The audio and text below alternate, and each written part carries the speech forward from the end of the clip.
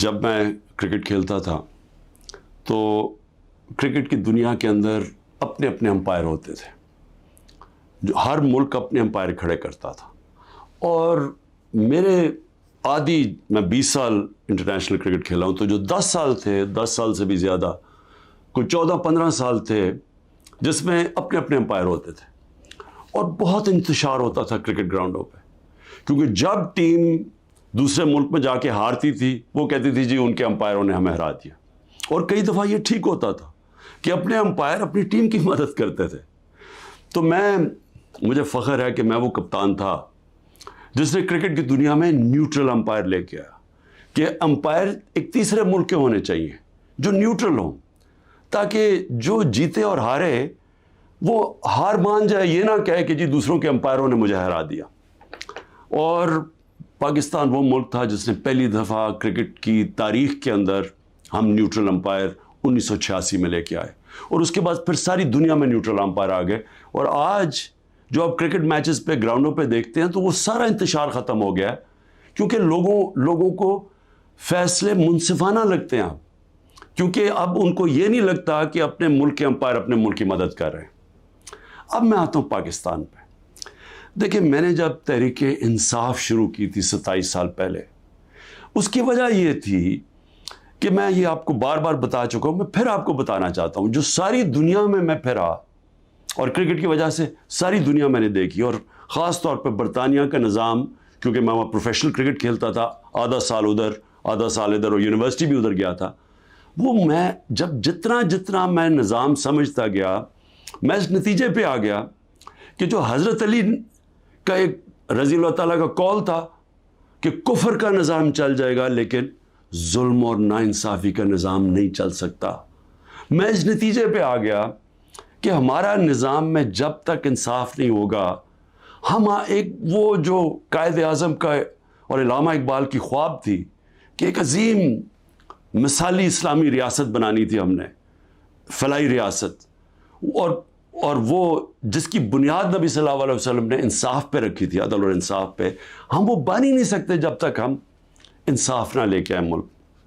اور یہ جدوجہد رہی ہے 27 سال سے. 3.5 سال گورنمنٹ میں بھی بیٹھ کے پوری کوشش کی کہ طاقتور کو قانون کے نیچے لے کے آؤں، لیکن ایک آرمی چیف کے پاس ویٹو پاور تھی، اس نے نہیں مانا، اس نے نہیں کیا، کیونکہ وہ کرپشن کو یعنی ناانصافی کو برا نہیں سمجھتا تھا. اب دیکھیں، ابھی جو حالات ہیں میں قوم کے سامنے رکھنا چاہتا ہوں. پہلے تو میں اپنا کیس رکھنا چاہتا ہوں. اب یہ ہو کیا رہا ہے؟ 12 مئی سے ہم یہ جو جج دلاور ہے اس کے خلاف ہم نے کہا ہوا ہے کہ ہمیں اسے انصاف نہیں ملے گا. جس طرح اس نے فرد جرم میرے پہ لگا دیا، میرے سنے بغیر، اور وہ بھی آ کے جب مجھے غیر قانونی طور پہ پکڑا ہوا تھا انہوں نے جیل میں، تو اس نے وہاں آ کے عدالت لگا دی، نہ میرے وکیل کو پتا نہ مجھے پتا، اور وہاں آ کے فرد جرم لگا دیا. تو ہمیں تب سے پتہ چل گیا کہ یہاں انصاف نہیں ہمیں ملے گا. ہم نے اپلیکیشن فائل کی اسلام آباد ہائی کورٹ میں کہ ہمارا ٹرانسفر کیا جائے، ہم کسی اور جج کے سامنے کیس لگایا جائے. یہ ہمارا حق ہے. لیکن بدقسمتی سے اسلام آباد ہائی کورٹ میں جو چیف جسٹس بیٹھے ہوئے ہیں، انہوں نے بھی سب سے زیادہ، جب 9 مئی کو مجھے جس طرح گھسیٹ کے لے کے گئے اور سپریم کورٹ نے کہا کہ غیر آئینی اور غیر قانونی تھا جو مجھے اغوا کیا، اس نے ہائی کورٹ چیف جسٹس اسلام آباد کے ہوتے ہوئے انہوں نے اس کو جائز قرار دے دیا. تو ہمیں تو وہاں بھی بڑے گلے شکوے آ رہے تھے. اس سے پہلے تحریک انصاف کے ہمارے جو الیکشن کمیشن کے کیسز لگے ہوئے تھے، ہمارے جو وکیل انور منصور، وہ بار بار کہتے تھے کہ یہاں ہمیں انصاف ہی نہیں مل رہا. جو فورن فنڈنگ کا کیس تھا، سپریم کورٹ نے کہا ہوا ہے کہ سب کے اکٹھے سنے جائیں، سارے جو باقی جماعتیں ہیں، پیپلز پارٹی، نون لیگ، پی ٹی آئی، اکٹھے سنے جائیں کہ فنڈنگ کدھر سے آتی ہے، ان کے کیس سنے نہ جائیں. یہ عامر فاروق کے پاس لگے ہوئے تھے. ہمیں بڑا اعتراض تھا. پھر اعظم سواتی، انہوں نے تو باقاعدہ لیٹر دیکھا کہ مجھے یہاں انصاف نہیں ملے گا. اور پھر جب وہ ہوا، پھر اس سے پہلے ٹیرین کیس، جو 3 ممبر بینچ نے، جب 2 ممبرز نے کہہ دیا کہ وہ کیس مینٹینیبل نہیں ہے، جسٹس صاحب نے وہ کیس لے کے بیٹھ گئے. تو ہم نے پھر دونوں کی طرف, ہم نے دونوں ججز کا کہا کہ یہ ہمیں ان امپائرز پہ اعتماد نہیں ہے, یہ ہمارا رائٹ ہے. ہم نے ریکوزل کا کہا. اب آج کیا ہوتا ہے, آج جو سپریم کورٹ میں ہم پہلے جب یہاں سے نہیں انصاف ملا, پھر ہم اسلام آباد ہائی کورٹ گئے, وہاں انصاف نہیں ملنا تھا, ہم سپریم کورٹ چلے گئے. سپریم کورٹ نے کہا کہ جو ہماری پٹیشنز لگی ہوئی ہیں ہائی کورٹ میں وہ سب اکٹھی سنی جائیں. اب آج اکٹھی سنی نہیں گئی پٹیشنز. جو ہماری پٹیشن تھی ٹرانسفر کی, ہماری ریکوزل کی, ہم نے کہا کہ جسٹس عامر کو ہماری نہیں سننی چاہیے ہماری پٹیشنز, وہ بھی ڈسمس ہو گئی, وہ اگنور ہو گئی. جو ہم نے گواہ کا کہا ہوا تھا کہ ہمیں گواہ کا تو موقع دیں کہ ہم فیئر ٹرائل, اور اب تو میں خیر وکیل ہی بن گیا ہوں کہ آرٹیکل کا آئین کا 10A کہتا ہے فیئر ٹرائل کے اندر ہمیں موقع ملنا چاہیے کہ ہم اپنے گواہ پیش کریں. اور وہ گواہ ڈال دیے آگے, اور کل انہوں نے کہہ دیا کہ ہمایوں دلاور ہماری فائنل آرگیومنٹ سن سکے. اب ہماری فائنل آرگیومنٹ وکیل کیسے کرے جب ہمارے گواہی نہیں پیش ہوا ہے؟ یہ فیئر ٹرائل کیسے ہوتا ہے؟ آج انہوں نے یہ فیصلہ کر دیا. تو نہ وہ ٹرانسفر کیا ہمایوں, نہ اس کا سنا ہمایوں کا دلاور کا کہ ہمیں ٹرانسفر چاہیے وہاں سے, نہ انہوں نے سپریم کورٹ جس نے کہا کہ سب اکٹھی پٹیشن سنی جائے, نہ انہوں نے وہ سنا. 7 پٹیشنز تھیں, ان میں سے انہوں نے صرف جو باقی آگے کر دی یا ڈسمس کر دی, اور جو اصل ہم ٹرانسفر چاہتے تھے وہ کی نہیں. اور یہ بھی نہیں اسے باؤنڈ کیا کل دلاور کو, کہ جج دلاور کو, کہ وہ تب تک فیصلہ نہیں کر سکتے, آرگیومنٹس پوری نہیں سن سکتے جب تک ہمارے گواہ پیش نہ ہوں. اب وہ کل کے اوپر پھر ڈال دیے. اب میں صرف یہ کہنا چاہتا ہوں کہ دیکھیں, فیصلہ جو بھی آ جائے گا ڈسکوالیفائی کر دیں گے. کیا میں مطمئن ہوں گا؟ کیا یہ قوم مان جائے گی اس فیصلے کو؟ سب کو پتہ ہے کہ یہ 200 تقریباً کیسز ہیں. مقصد صرف ایک ہے, کسی طرح عمران خان کو راستے سے ہٹایا جائے, کسی طرح تحریک انصاف کو ختم کیا جائے. یہ سب کو پتہ ہے یہ کیا ہو رہا ہے. 9 مئی جب بھی انشاءاللہ کسی دن اس ملک میں آزادانہ تحقیقات ہوں گی, 9 مئی پہ چیزیں سامنے آ جائیں گی.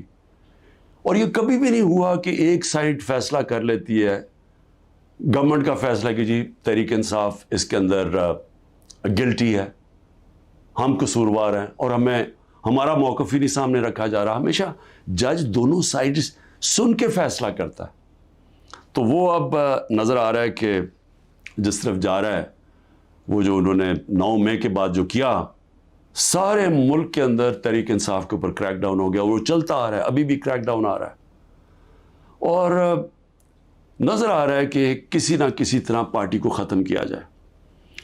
اب جو بھی یہ کر رہے ہیں کریک ڈاؤن, سارے جو بھی لوگ اس کے پیچھے ہیں, کیا ان کو یہ پتہ نہیں ہے کہ پارٹی تب ختم ہوتی ہے جب اس کا ووٹ بینک ختم ہوتا ہے؟ ذرا بازاروں میں نکل کے دیکھیں, دیہاتوں میں چلے جائیں, پوچھیں تو صحیح لوگوں سے کہ وہ ووٹ کس کے لیے ڈالیں گے. جتنا ظلم ہمارے اوپر بڑھتا جا رہا ہے اتنا ہی ہمارا ووٹ بینک بڑھتا جا رہا ہے. پارٹی تو ایسے نہیں ختم ہونے لگی. تو پارٹی کی اس وقت 70 سے 80% اس وقت پاکستان میں اس کی ایکسیپٹیبلٹی ہے, یعنی لوگ اس کے ساتھ ہیں. تو جو ایک وہ نظام آ رہا ہے جو کہ 70 سے 80% لوگوں کی رائے کو ختم کرنا چاہتے ہیں, اور ایک اور کوئی نظام لینا چاہتے ہیں, کیا ہمیں اندازہ ہو رہا ہے کہ ہم ملک کو کس طرف لے کے جا رہے ہیں؟ اور میں ایک وہ پاکستانی ہوتے ہوئے جس کا جینا مرنا یہاں ہے, جو باہر نہیں جانے لگا, جس کے پاس کوئی پیسے بینکوں میں باہر نہیں پڑے ہوئے, کوئی پراپرٹی باہر نہیں ہے, جو تھی بیچ کے پاکستان آ گیا ہے, وہ پاکستانی آج کہہ رہا ہے کہ اس وقت ضرورت ہے کہ سوچیں کہ ہم یہ ملک سے کیا کر رہے ہیں. ایک جماعت اور ایک لیڈر کو باہر کرتے کتنا نقصان کر رہے ہیں اپنے ملک کو. اور جو بھی یہ پلان بن رہے ہیں کہ اس کے کوئی ملک چل جائے گا ڈنڈے کے زور سے, لوگوں کو جیلوں میں ڈال کے, ایک پولیس اسٹیٹ بنا کے, ان کو دنیا کی تاریخ کا کوئی تاریخ کا آئیڈیا ہی نہیں ہے. آپ یہ دیکھیں, میں یہ اپنی قوم کو صرف آپ کو ایک قسم کا تاریخ کا لیسن بھی دینا چاہتا ہوں, ہر اپنے نوجوانوں کو خاص طور پہ. میں یہ پہلے بھی کہہ چکا ہوں, 1945 میں دوسری جنگ عظیم کے بعد یورپ آدھا ہو گیا, آدھا چلا گیا جمہوریت کی طرف, آدھا چلا گیا یہ پولیس اسٹیٹ بن گیا ڈکٹیٹرشپ کی طرف. آدھے میں انہوں نے ان کو بند کر کے کنٹرول کیا لوگوں کو, ان کی آزادی رائے ختم کی, حقیقی جمہوریت ختم کر دی, حقیقی آزادی ختم کر دی, آدھی آزاد ہو گیا. ساری دنیا کے سامنے 50 سال کے بعد نتیجہ آ گیا, جو آزاد تھے وہ خوشحال ہو گئے. وہ آج بھی وہ جو جن ملکوں کے اندر جو وہی یورپین تھے جدھر آزادی نہیں تھی, آج بھی وہ پیچھے ہیں ابھی تک. حالانکہ وہ وہاں جمہوریت بھی آ گئی کئی ملکوں میں, لیکن ابھی بھی وہ پیچھے ہیں. ایسٹ جرمنی, ویسٹ جرمنی, ایک وہی جرمن لوگ تھے. جدھر ڈکٹیٹرشپ آ گئی, یعنی ان کو اسی طرح کی جو ہمیں جس طرف لے کے جا رہے ہیں, وہاں غربت آ گئی. مقابلہ اس کا ویسٹ جرمنی میں جو خوشحال ترین دنیا کی طاقتور ملک بن گیا معاشی طور پہ. تو یہ تو ہم ایک تاریخ ہمارے سامنے ہے. ساؤتھ کوریا, نارتھ کوریا میں وہی ڈکٹیٹرشپ, آزادی رائے بند, آزادی ختم. آج نارتھ کوریا کو دیکھیں, اور جو حقیقی آزادی ساؤتھ کوریا میں تھی وہ خوشحال, دنیا کا خوشحال ترین ملک بن گیا. تو میں عرض یہ کرنا چاہتا ہوں کہ یہ جو ہم کرنے جا رہے ہیں, یہ ہم اپنے ملک کو تباہی کی طرف دھکیل رہے ہیں. ہم یہ جو ایک عوام کو ان کا جو سب سے بڑا حق ہوتا ہے ووٹ ڈالنے کا, آزادی رائے, ایک منتخب کرے عوام اپنی کون سی گورنمنٹ وہ چاہتے ہیں, وہ جو آزاد ملک ہوتے ہیں وہی ترقی کرتے ہیں. ہم دوسری طرف جا رہے ہیں, اور ہم ایک خوف کی فضا ایسی بنائی ہوئی ہے. یہاں جو طاقت میں ہیں وہ لوگ یہ سمجھتے ہیں کہ جتنا ظلم کریں گے لوگ ڈر جائیں گے. تو ڈر کیا جائیں گے, غلام بن جائیں گے, یعنی خوف کے غلام بن جائیں گے, ظلم کے سامنے جھک جائیں گے. جو میں بار بار مثال دیتا ہوں, جو یزید نے کیا کوفہ کے لوگوں سے, اپنا گورنر بٹھایا, اس نے ان کو ظلم کر کے ان کو سیم کے وہ لوگ بنا دیے جو جانوروں کے اوپر یعنی جانوروں کے لیول پہ پہنچ گئے. تو آج ہم وہی کر رہے ہیں پاکستان سے. مجھے آج ابھی میں وکیلوں سے مل رہا تھا, انہوں نے مجھے خبر دی کہ جو ہمارے سینئر لوگ جیلوں میں, ایک تو وہ ہیں جو کہ ہمارے کارکن جیلوں میں برے حالات میں ہیں, لیکن وہ جوان ہیں, تکڑے ہیں, لیکن جو سینئر لوگ ہیں انہوں نے مجھے رپورٹ دی, ڈاکٹر یاسمین کتنی دفعہ بیمار ہوئی ہیں, تقریباً 75 سال کی ہیں. محمود رشید وہ 70 سال سے اوپر ہے, ان کو ہارٹ پرابلم ہے, وہ کس مشکل سے گزر رہے ہیں, بیمار ہوئے کتنی دفعہ. اعجاز چودھری تقریباً 10 kg اپنا وزن لوز کر بیٹھے, ڈائبیٹک ہیں. عالیہ حمزہ بڑی بری طرح بیمار رہی, ابھی وکیل نے بتایا کہ اس باری ملے وہ تھوڑی ٹھیک تھی. تو میں عمر چیمہ کے حالات بتائے, وہ ویٹ لوز کر بیٹھا ہے, اس کی بیوی عدالت میں گئی, ان کو پکڑ کے جیل میں ڈال دیا. تو یہ کیا پیغام دیا جا رہا ہے کہ یہ خوف پھیلایا جا رہا ہے کنٹرول کرنے کے لیے لوگوں کو. اور علی امین ہمارے پختونخوا کے پریزیڈنٹ, ان کے گھر میں 6 گھنٹے پولیس گھس گئی, کوئی سرچ وارنٹ نہیں تھی, سارا اس کا گھر اجاڑا, چیزیں توڑی. 80 سال کے ان کے والد تھے, ان سے بدتمیزی کی, دھکے دیے, گاڑیاں اٹھا کے لے گئے. تو یہ کیا ثابت کر رہے ہیں اس سے, یعنی ہم اس ملک کو کدھر دھکیل رہے ہیں. یہ خوف پھیلانے کے لیے اور لوگوں کو کنٹرول کرنے کے لیے ہم آج وہ چیز کر رہے ہیں کہ اپنی پولیس کو تباہ کر رہے ہیں. جب پولیس سے اس طرح کی غیر قانونی کام کرواتے ہیں ہم, تو یاد رکھیں پولیس خود بھی یہ کاموں پہ لگ جاتی ہے. آپ جب پولیس کو آرڈر دیتے ہیں کہ یہ جا کے کسی کو گھروں میں گھسو, گھر برباد کرو, خوف پھیلانے کے لیے, تو ہم پولیس فورس کو تباہ کر رہے ہیں. آگے ہماری پولیس کے حالات اچھے نہیں ہیں.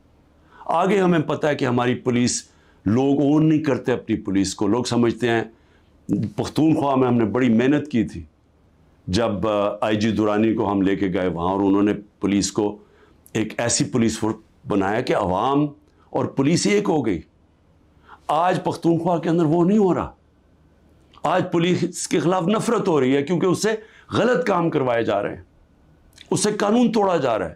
جن کا کام قانون کو اپ ہولڈ کرنا ہے وہ قانون توڑ رہے ہیں.